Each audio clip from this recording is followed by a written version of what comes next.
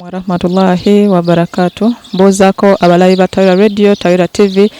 Mwebale kutulaba, mwebale kutuuliriza, mwebale kutwagala, mwebale kutuwagira. Guno gwe mukutu gwekka kw'osobola okufunira buli ggulire eribali gudde wano mu UAE. Era nkujukiza nti mukwano gwange gwe wenna ali eyo ng'oyagala okumanya ekifaanano mu UAE, genda bugenzi ku mikutu migatta bantu nga ogwa Facebook, YouTube obeere ng'osubscribinga, likinga, sharinga, ate tewerabira no commentinga. Ojja kubanga ofuna buli kigwana mu Emirates omusanvu zo tulina muno mu UAE nga Dubai, Saudi, Abu Dhabi n'endala ezisigalidde. Ojja kubanga ofunirawo buli kimu ekiba kigudde wano. Buterevu oli mu programu omuvubuka w'ekyeyo nange omuweereza w'omuzirankima Nagawa Mariam. Programu eno abalungi mbajjukiza nti omulama gwayo kubanya ku ndowooza z'abavubuka mu bintu ebyenjawulo oba oliawo kinaakyusa obulamu bwaffe nga ffe abavubuka. Era ng'olunaku olwaleero ndi n'omugenyi wange nga wagenda okubeeyanjulira ate tunyumyeko naye negataako nange mu mboozi ey'olunaku olwaleero. Mukwano nsanyusa okulabako. Nange bwentyo mukwano. Mukwano sooka bweyanjulireko abalabi ba Taweelah Radio, Taweelah TV bategeere omugenyi gwe tuyina olunaku olwaleero. Amanya nze Kanyike Hasfa, ndi mukyala nzaalibwa Kibuli mu Tajazi. Wano mu UAE owangalira mu kitundu ki? Mpangalira mu Abu Dhabi era nakabeeramu ebbanga eriwerako myaka nga 3. Kwano tweyanzeege mukwano obulamu bw'ekyeyo buno obusanze otya? Alhamdulillah, nebaza Mwenyezi Mungu ti obulamu nze nga Hasfa tebumpisizza bubi. Bannanga abamu gye batolotomerebwa nze nebaza Mungu tebumpisizza bubi. Embeera y'obudde wano eri etya? Soko ogibuuliremu ali eyo yandyagadde okumanya atali wano mu UAE, ali e Uganda, ali e Kenya, South Africa, UK, amanye embeera ya wano eri etya ey'obudde? Embeera y'obudde eri tuyina seasons bazibala 3. Tuyina summer, tuyina winter, tuyina ne spring.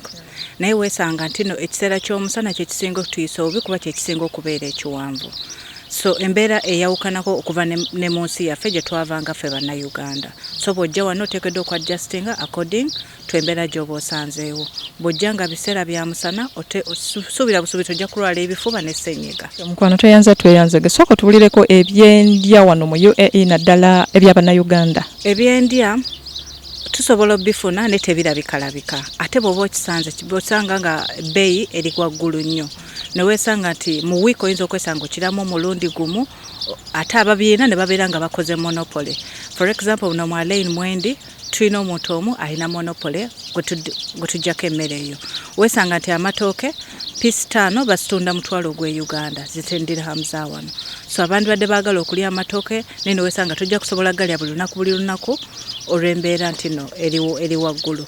Era bw'oba osobodde okugafunanga mu supermarkets, mu Alain mu Lulu muyinza okusanga some of the products nga muwogo ave Sri Lanka y'omuno wewaffe. So kyekikwatagana ku mmere. Naye nga wabeera nga omunnayuganda ali wano asobola okufuna ku mmere yeewaffe eŋŋanda w'abajagalidde. W'oba ogyagalidde osobola ogifuna. That is ng'oyiko nnyino era obitaddemu n'okutambula. Bw'oba toyagadde kuseera wano mu Alain nga mwe tuli nti muntu omu gwe tumanyi wano agiinako monopoly, olumba e Dubai kuba e Dubai nnyingi nnyo. Ayina transport okuva mu Alain to Dubai si mungi nnyo ng'okuva Alain to Abu Dhabi. So ayagala a variety of products ogenda Dubai nobanga osobola okufunayo byonna by'oba oyagadde. Mukwano tweyanzege. Soko tubuliremu ku byentambula wano mu UAE kozi mulimu ensize tulaba osanga boda, taxi, basi, bitya. Wano entambula mu UAE ekalubamu egondamu. Gibulireko omuntu atulaba ali ku Taweelah Radio, Taweelah TV nga tali wano naye nga yandyagadde okugimanya. Omuntu kyemusanya okumanya mu UAE enguudo nnungi. So entambula waliwo ey'olukale eya public bus ne taxi weeziri bw'oba olayagadde okuba mu bwangu oba nga toyagadde bintu bya lukale bya bangi. Naye oteekeddwa okubeera ne kaadi. Teri kyabwereere eno. Buli kimu oteeka okisasulira. Bw'olowooza nti nojja kwagala olyaza amaanyi oyingire bbaasi otambulire obwereere, mulimu abaiti gye tuyita emikalafa.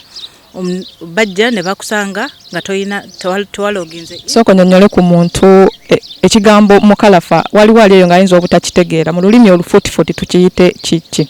Twandikiyisenga fayini okuba nti nno ogezaako okulyaza amaanya ensi yaabwe okutambulira obwereere ng'ate nabo basasula abakozi abavuga emmotoka ezo n'okumaintaininga emmotoka ezo. So okwewala ekyo kyonna kyo obonerezebwa olw'emitwalo 2 nga tosobola okusasula nusu 2,000 kuba kyenjawulo ku kiri eno okusinza ne mu ggwanga gyenva e Uganda ti buli bus stop bonna stage esooka ebeera ya 2,000 zonna up to where gy'ova ogenze ebeera 2,000 within town ne bw'oba ofuluma from one state to another ensasula eyawukanako. So kyenkubiriza bannange bateekeddwa okumanya nti kiba kirungi okutambula ne kaadi n'okwekebera nk'okumanya nti kaadi kuliko essente n'otalinya ng'osubira kuliko essente ate ne wesanga tekuliko ne bakubonereza n'okuba omukalafa gw'emitwalo 2 mu kifo ky'e2,000. Means woba olinye na kaadi bakukyajinga 2,000 eze Uganda. Then waba bakubye fine nga tosasudde tokola kye emitwalo 2. Kyekyo ekiriwo. Okay, tweyanzege. Waliwo embeera egamba nti oba abantu olusi bagamba nti omuntu oyo yagenda bweru naye olutayina mulimu takola batya. Omulabi wa Taweelah Radio Taweelah TV yandyayagadde okumanya nti omukyalo omugenyi waffe olwaleero akola mulimu ki? Alhamdulillah sekwekala kanzijeko ne galubindi. Bakakase. Kyenjagadde obakakasaako ndi mukazi nkola mu security ate era njenyumirizaamu olw'okuba njifunyemu ebirungi bingi n'okuba nti omulimu gwange gumpa emirembe. Kyenjagala bannange bamanye nti bw'okola ky'oteekeddwa okukola ku mulimu gwo n'ova mu by'okwemamaaza ng'abamu batero njogera eriwo osobola okukifunamu naye kitulemesa emirimu gyaffe tujja ne twagala tinaffe okulaga nti tuli ba boss ku mirimu egyo. So mbencouraginga bw'oba ofunye buli omu omulimu gwo nganze abamu tukaita kuba kasaale nenyumiriza mu kasaale kange kasaale ngake waffe Uganda akawukana tukaita kasaale because bala security tiye Uganda yawukanako ne yawana ensasula njawufu nnyonnyo wesange sente zofuna wane no zeza abakansala ngate kansala ja kusamu sente za campaign so bobanze samu sente ziri awo nnyo ninga nsobola okuba neyimirizaawo ne family yange n'abalala Allah beyayisizaako bateeka okufunira kunze so kyeva kyenyumirizaamu. Mukwano omulimu guno ogusanze otya nga gwe omuntu wakagumulamu bbanga ki? Guno omulimu amazima ngenda kuguwezaamu omwaka kuba si gwe nasookera mu busomesa naye ng'obusomesa bannaffe abali eyo obusomesa bwendo si bwangu balimba bannaffe bangi nnyo tibabaleeta mu busomesa naye nga babayita ba assistant teacher okolanga conductor mu bbaasi ezo saabaza abaana bagenda ku ssomero oteekeddwa okumanya waki amwana gye babeera baba bakwasizza mukolanga assistant teacher. So kyemwe nakivaamu ekyo ze kyange kyali kyawufu nga njigiriza abaana luzungu math ne science nendyoka upgrading anezira mu kyasa cyuti kubona labanga tekimpa nnyo emirembe compared ku kyenaliko. Naye tulaba nti abasomesa ba wano bafuna ssente nnyingi ate okusinga ku security. Nsonga ki ezaakusikiriza oba nova mu busomesa ate n'ogenda ku security ate nga abasomesa bafuna ssente nnyingi wano basinga kuba security? Abayina abasomesa nga asobola okumpa abasomesa 5 beveeyo beyanjuleko abasinga bakolanga assistant teachers. That is it. Nkibaddemu nga asomesa abaana mpeze 18 naye nga mbajja n'aba Oman. Abe Oman balina special days zaabwe. Nsomesa okuva ku nursery paka ku university. Kuba kyesangibwa nti education system yewaffe eri waggulu nnyo compared ku bano era nga beewuunya obwongo ffe tuba tuyina. So bannaffe abasinga bakolanga assistant teachers. Golnonya teaching aids omusomesa w'omu kibiina zagenda okukozesa gokola most of means gwe assistant gwa awono gokulira gwa oli agukola ogwo mulimu bajja muwa millions zago 20 bana Uganda ekyo babalina ate anoonyeza oli source oli ne babeeranga bakuwa million emu oba million emu kitundu kijja kiti ate nga gwa anoonye ebintu byonna for kuyingira za my teacher by profession nsomesa HSC abamanyi nsomesa Lusiramu Islamics nsomesa ne history naye nesangibwa nti mu all level ngeri education system ya Uganda jeri ennungi tuyina a lot of knowledge so that's a knowledge applying waneno so okuyingira mu system ya wano nga teacher owa wano mu UAE si kyangu tugezezaako nnyo okwekuba kubasomesa nga alhamdulillah wenkolera nkola ku reception ne batwagaddeko olw'oluzungu era still okola ku ssomero oli musomesa ate era okola ku ssomero ndi musomesa nkola bwa security naye nkola ku ssomero naye banzijayo ne bansa ku mwanjo awo nembera nga nkola ku reception sobola bayamba kubafuna abagenyi ab'enjawulo ne kyasanga ekintu okirinako idea kikozeeko olwedde wano ate nebbanga lyembadde wano nina basics ez'omuluwarabu so omuntu ne bwajja nga mbuuzaawo ku reception mmanya ki kyayagala ayagala shahada ayagala tasjid ayagala hawiya things like that. So that's why abasomesa bali bagezaako kunekubako abazungu aba British aba Americans okugezaako kunyingiza mu system naye nga bangamba lwakuba gye twava abasinga qualifying ano okufuna obwobusomesa bwa wano oteekwa okuba olina British passport oba olina passport y'aba America oba ensi endala neso wano tosobola kuba musomesa nga toyina passport sezo zoyogedde ensi gye baconsideringa beba South Africa era bwogenda mugenda masomero ago batwekengera nnyo batutya nnyo bwogenda yonyo butikyalaba nti lwaki alabanga gwagenda omuyingirira kuba tubafaananamu kaabamu era nze nabiyitibwako mu ssomero erimu nga beewuunya lwaki abaana bensomeseza mu mwezi ogumu abadde omusiru ate batanize up ne bainvitinga ne bwe nagenda nasomesa abaana b'Abawarabu bano bennyini nnyini abaana b'Abawarabu abawano bagita homeschooling buli mwana muwa 1 hour 1 hour yo nga gye bateekedde okunsasula nga Uganda kyetwandiyisa akasanvu naye weesanga visa y'omuntu ayagikuwa ate ayagala akunyunnyote bamuwa $10,000,000 naye ate yayagala akuweeko $2,000,000 ng'oba 2 okiraba oyinza okuba nga mukoze ng'oba $15,000,000 naye ate ayagala akuweeko $2,250,000 so weesanga ng'onyigirizibwa kubanga bw'oba ovuga emotoka bwe bakuba omukalafa ate ayagala ateme kuweza ssente kennyini tatunuulira akusasula zennyini nnyini ate era zaaba atemerako ddala kutooleko so genda okumaliriza ng'olaba nti n'okolera mu mbeera ekunyigirizibwa ate ng'osobola okwegulira emmotoka waneno naye otunuulira egenda kunnyongerako ki kansooke njireke mutwale maliriza ebigendererwa byange eba byandeeta omulimu guno gw'okola gw'ogenda owezaamu omwaka kusomozebwa ki kwe waakagufuna mu bbanga ettono lye waakagukolera okusomozebwa si kwe kuli awo okw'amaanyi kuba teri kintu kyogenda kufuna ku lusiniya mubeeramu challenges ne how do you overcome the challenges ekisooka luba lulimi yes manyi basics z'oluwarabu naye waliwo oli najja n'ayogera oli complicated nga tojja bitegeera challenge endala gye tusanzeemu nti basupervisor twesanga nti bannayuganda tusomye batwagala omuntu ayinza okusaba ku site etayagalako strictly bannayuganda because tuli bagonjebwa tuli bawuliriza tuli batwaza tuli very respectful nene wesanga supervisor gwe bakwasiza teyasoma nako just because akozesa oluwarabu oluwarabu gye bakozesanga tool ate ng'oli yasoma alinako kyatuseko naye olw'okuba nti walulimi gwe baluwa yeah that is it ne challenge banange gye mbagambamu eri okusosolebwa naye feel proud of what you are leka emirimu gyo gy'okola gikwogerere abagezaako okwekyusa nti mweyerusa mudde ku shuwaddiiru musobola okubeera nga tolibeera oli katonda bwaki yakola bwoti bw'oli mu kalayo gye yagaliremu nabula bajja ku appreciatinga mu tuluba gy'olimu era ne supervisor nabagezaako kuyisa obubi ng'okola ky'oteekedde okukola bano abantu bajja kulaba tino ate gw'oli ku mulamwa osobola okusigala ku mulimu gwo nza mukwano tweyanzeege naye obwa security bwa wano ne waffe ewaka ebuzaalirwanwa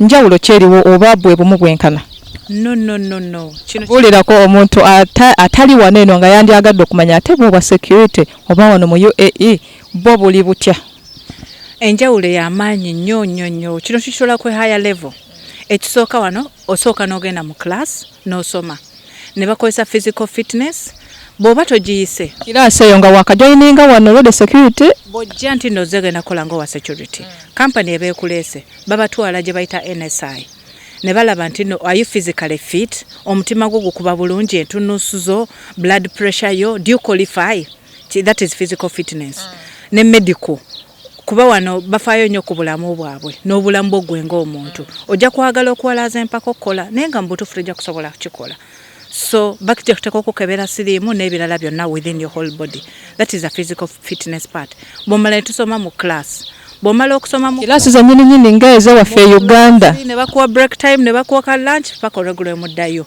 so bw'omala okuyita phase eyo wana ebitabo n'ekkalaamu obisangayo tikyabeerayo n'ensoma yeeno enjawufuko ku yeewaffe tukola lot of writing no you have to pay attention bw'omala nga bakuwa certificate that means you've qualified era bw'omala nga addamu okuwa n'ekibuuzo ekirala okusobola okuwa mukwano kiraasi eyo omuntu ffenna Katonda yatukola nga tetwenkanyenkanye oli waba alemereddwa okubeera successful mu kiraasi eyo kiki kye bamukolera bakuwa chance bakuwa first chance second chance nera bwesanga nga olina obuzibu bw'okusoma kozesa discussion groups muno baba kunnyonnyodde mu buntu osobola okitegeera bwe ntuuka ne kugamba tino kitegeeza tala kyeraga nti no stop muntu agamba red era ne bw'onosanga wali mu kafaananyi ojja clickinga wali red so wekwata nnyo ku banna ababa bitegedde bwe nga oluzungu lwe lukutawaanyiza ne bakunnyonnyola mu lulimi lwo kuba no weesanga tulina abasecurity abamu naye nga bakoma mu P7 bakoma mu P5 ne just okuba nti obwongo bwo just your mental ability. So that is it. I would encourage abayina obunafu bw'okusoma obaki mwekube kubanna mabayinza obunnyonnyola mu lulimi lwammwe oba oli musoga oba oli muganda ene language no kitegeera kiba kikwangu. Kiraasi eyo mugisomera mu bbanga kyazino okugimaliriza? Tusoma 1 week. 1 week. So 1 week eyo wogimaliza nofuna certificate then awo bamenti okukola awantu wonna. Odda ne bakuwayo ekizibuuzo ekirala another step nobeera nga ki okusobola okufuna license ya wano ekupermitting okola mu different states kuba license ekola ku Abu Dhabi si license atekola Ajman. So that is it. License zino zaawukanamu nti eno ekola Dubai eno Sharjah eno Western region ekintu bwekito wekiri. It means newe muba musoma asoyeno soma agenda ofuna license ya Abu Dhabi tasoma bya bimu agenda ofuna license ya Western region. Byawukanamu abagenda okolera Dubai gundi yabwe endala nafata abagenda okolera mu Abu Dhabi kuba Abu Dhabi eringa bolaba Kampala town ye Kampala tie main capital city so zaawukanamuko naye ate nze alina eyendo basobola n'okunzizaako mu other states nga kati ndina ya Abu Dhabi ne mu Abu Dhabi erinamu different parts. So that is it. Okay, mukwano tweyanzege soko tubulireko wano ku byemizannyo mu UAE. Uganda tulabo ba mu nsendera waliyo ebyemizannyo nga byaba na Uganda wano mu UAE kiri kitanya byobwebili oba bulirako omulabi wa Taweelah Radio Taweelah TV atamanyi kifa wano mu UAE naye nga ate yanikozeseza akakisa kano okumanya ebyemizannyo ebyaba na Uganda mu UAE ate byo biri bitya oba bitambula bitya.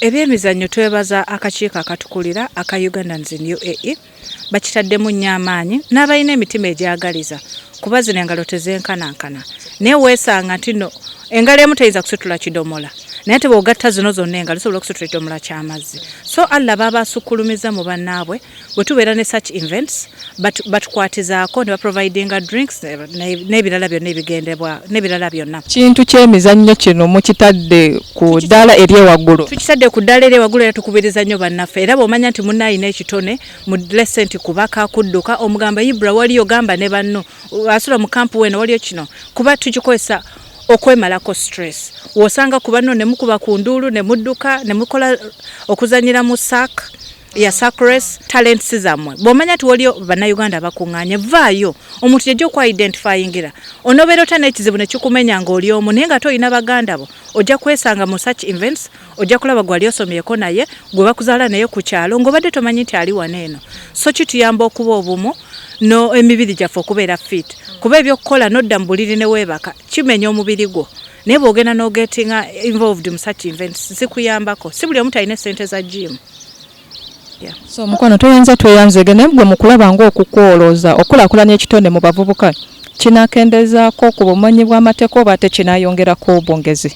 Kiyambako ku okendeza ku bumenyi bw'amateeka kubanga banno tufuna okubuulirirwa si bonna boobeeramu ti ba age bracket yo mulimu n'abakulu nga ambassador waffe omulungi in UAE abeera active mu bintu ng'ebyo kati weegomba okubeerako n'omuntu ng'oyo beeko ky'omuyigirako akikoza atya.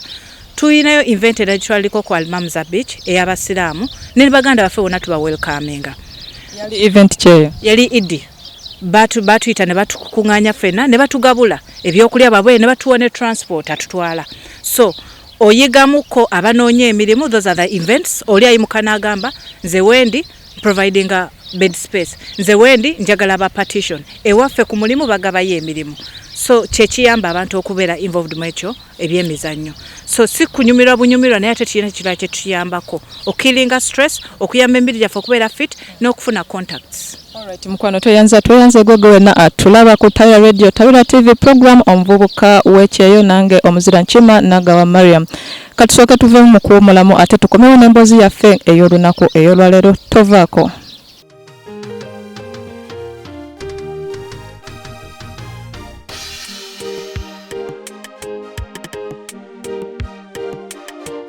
Abantu b'e Dubai ne Abu Dhabi Abudabi. Nantam Enterprises nga bali gomune DJ Paul. Bakutusa kwa His Excellency Bobby Wine Nubian Lee. Mwengule concert.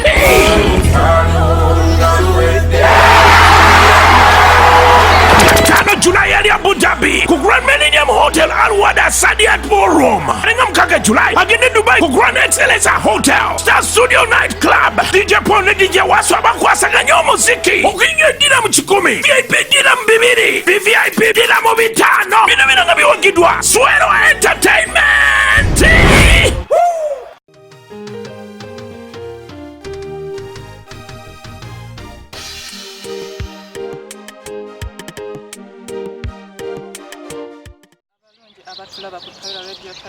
Mukulikeyo mukuwumulamu ate katugende butelevu n'emboozi yaffe eyo olunaku olwaleero n'omugenyi wange gwe nnina mukwano nkukomeddewo nate kulikayo mukuwumulamu okwo okubadde okutonotono. Wano nandyagadde okubuuzaamu omuvubuka yenna yandyeyisiza atya? Omuvubuka yandyeyisiza nga bwe weeyiseeka. Whether ali wano ku Kyeyo oba ali waka Uganda. Nga bwe wandibadde eka mu maaso g'abakadde bo.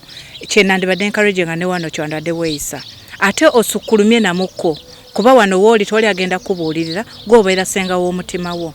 So beera ng'oli God fearing, beera ng'oli mwetotoowaze, beera ng'oli law abiding. Law abiding oteekeddwa okusasula tax simanyi kaadi mu motoka public means gikozese. Woteekeddwa okubeera on time, keep time kuba wano bintu bya kuuma budde batusasula padde. Bw'oba tokoze togenda kufunamu. Mulimu abayita we bandikomye.